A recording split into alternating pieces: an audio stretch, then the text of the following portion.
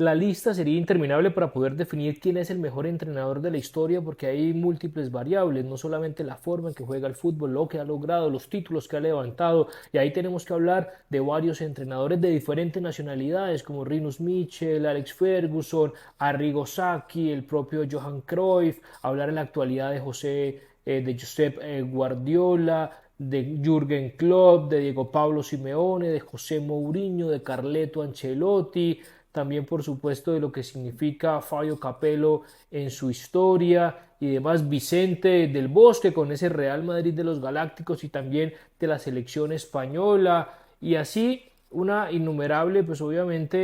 definiciones de jugadores de características y de tiempo. Si se lo hablamos por los títulos, el primero que encabeza la lista, que lo sigue estando, es Sir Alex Ferguson, que en 39 años de carrera logró 49 títulos y el segundo después, sobre todo de levantar el triplete que vimos con el Manchester City, es José Guardiola con 35 títulos en apenas 14 años. Por supuesto, si llegara a tener una carrera como la de Ferguson, a todas luces lo va a superar, al menos tiene contrato vigente hasta junio del 2025 con el Manchester City, pero sin duda alguna Josep Guardiola está en el top 3 de la actualidad y de la historia de los mejores entrenadores de este deporte. Ha sido siempre un técnico contracultural, llevar la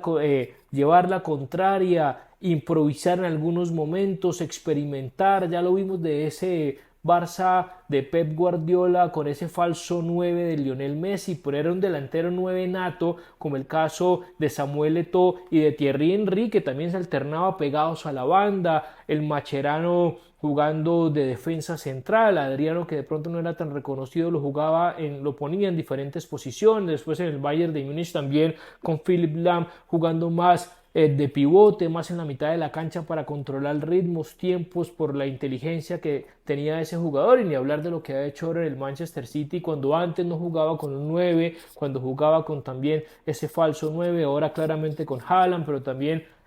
adhiriendo una nueva funcionalidad, un defensa central como John Stones, que ha sido de los mejores jugadores de la temporada, que alterna de ser lateral por derecha, de ser defensa central y de jugar de pivote al lado de Rodri, otro gran jugador con una temporada magnífica, que incluso el gol le dio el título para levantar la orejona, como lo vimos el fin de semana pasado. Sin duda alguna, Guardiola, contracultural, un técnico y jugador que le gusta conocer y de sobremanera a sus rivales, potenciar a sus jugadores, experimentar en diferentes posiciones que él considera que por características lo puede desempeñar. Ya di algunos ejemplos: Messi, Samuel Eto'o, Thierry Henry, ni hablar de John Stones en la actualidad, también ese mismo Kyle Walker alternando con esa línea de tres en la que sabe cuándo tiene que ser un lateral profundo y cuándo tiene que ayudar a compensar en defensa, porque arriba de Walker está delanteros y jugadores como el caso de Bernardo Silva, como el caso del propio Gundogan,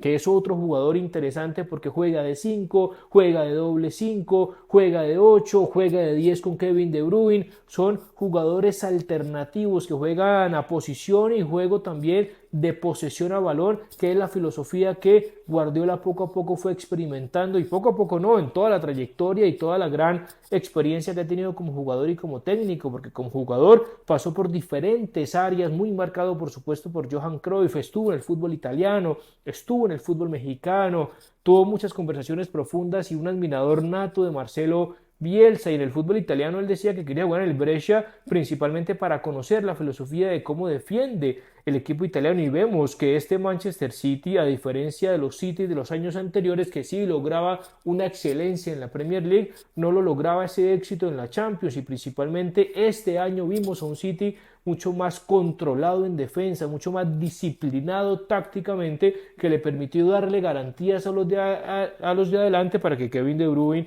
para que Grealish, para que Bernardo Silva, para que Phil Foden y el propio Araña, Julián Álvarez, pudiera emplear toda su capacidad ofensiva. Para mí,